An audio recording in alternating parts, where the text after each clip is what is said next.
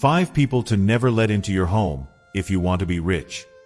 We all want blessings, success, and financial stability in our homes, but sometimes the very people around us can unknowingly or knowingly block our progress. The Bible warns us about the company we keep because influence is powerful, either for good or for destruction. Proverbs 13 verse 20 says, "Walk with the wise and become wise, for a companion of fools suffers harm." If you desire financial breakthrough and God's favor over your home, you must be intentional about who you allow into your space. Here are 5 types of people you should keep at a distance if you want to walk in abundance. 1. The constant complainer. This is the person who walks into your home and immediately starts pointing out what's wrong. Nothing is ever good enough. The weather, their job, their relationships, even the food on the table. They never seem to bring solutions, just an endless stream of problems. These individuals may not realize it, but they are spiritual energy vampires. Their negativity is like a dark cloud that hangs over everything, subtly shifting the atmosphere of your home from peace to tension, from joy to frustration. Think about the Israelites during their journey through the wilderness. Despite witnessing powerful miracles, parted seas, daily manna from heaven, water from rocks, they still chose to focus on what they lacked. In Numbers 14 verse 27, God made it clear that their constant complaining wasn't just annoying, it cost them everything. That generation was denied entry into the Promised Land because they couldn't shift from a mindset of lack to one of faith. Their complaints literally delayed their destiny. When you allow someone with that same spirit into your personal space, you're inviting seeds of doubt, fear, and ungratefulness to be planted.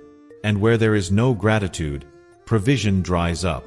Complaining isn't just a bad habit, it's a spiritual toxin. Guard your home, your peace, and your mindset. Surround yourself with people who speak life, who build up, and who point to solutions, not just problems. Because faith thrives in a grateful atmosphere, and gratitude is the gateway to abundance. 2. The dream killer. This person doesn't just doubt your dreams, they make it their mission to shut them down. They roll their eyes when you talk about starting that business. They chuckle when you mention writing a book, launching a brand, or stepping into ministry. Their words are laced with sarcasm, masked as realism, but in truth, they're projecting their own fear and insecurity onto your vision. They can't see it for themselves, so they can't see it for you either. Remember the story of David and Goliath in 1 Samuel 17 verse 28? Before David ever stepped onto the battlefield to face the giant, his own brother Eliab tried to shut him down. He accused David of being prideful, foolish, and unqualified. Think about that. David hadn't even faced his external enemy yet, and already someone from his own house was trying to kill his confidence. That's how dream killers operate.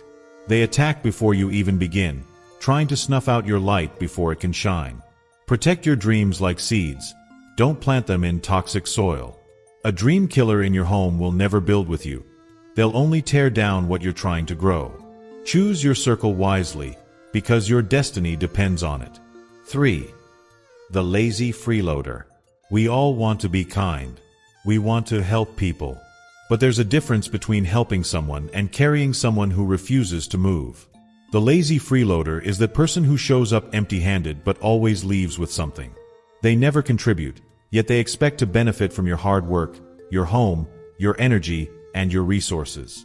They'll call it friendship or family loyalty, but in reality, it's entitlement.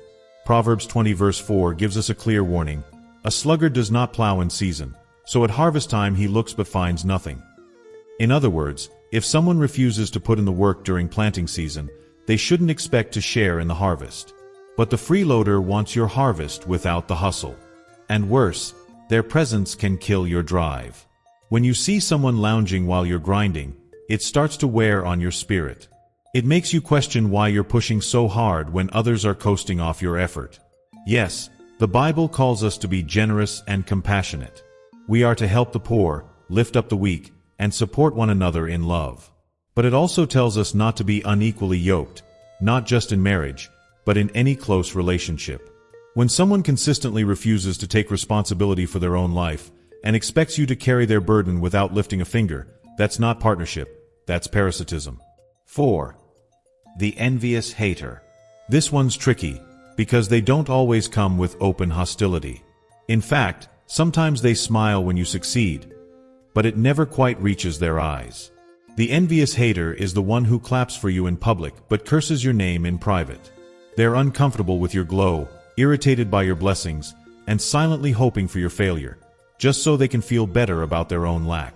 This isn't new.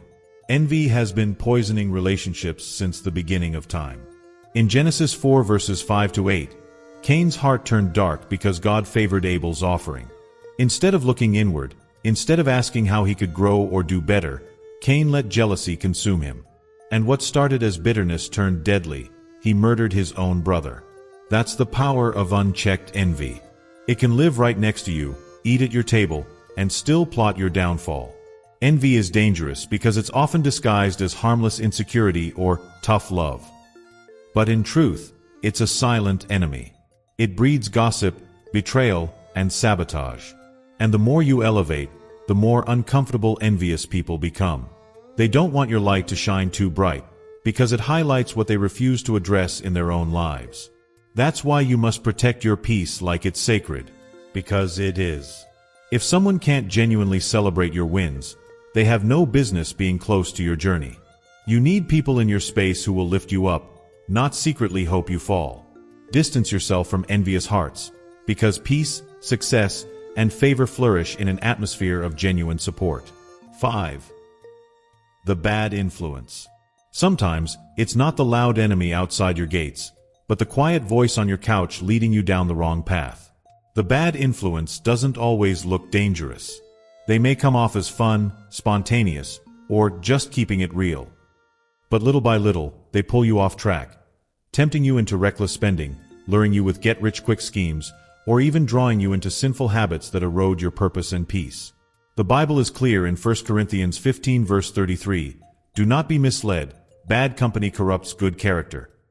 That means no matter how strong you think you are, the people around you will shape you, for better or worse. You cannot afford to let just anyone speak into your life, especially when you're walking toward purpose. The wrong voice at the wrong time can delay your destiny or even derail it entirely.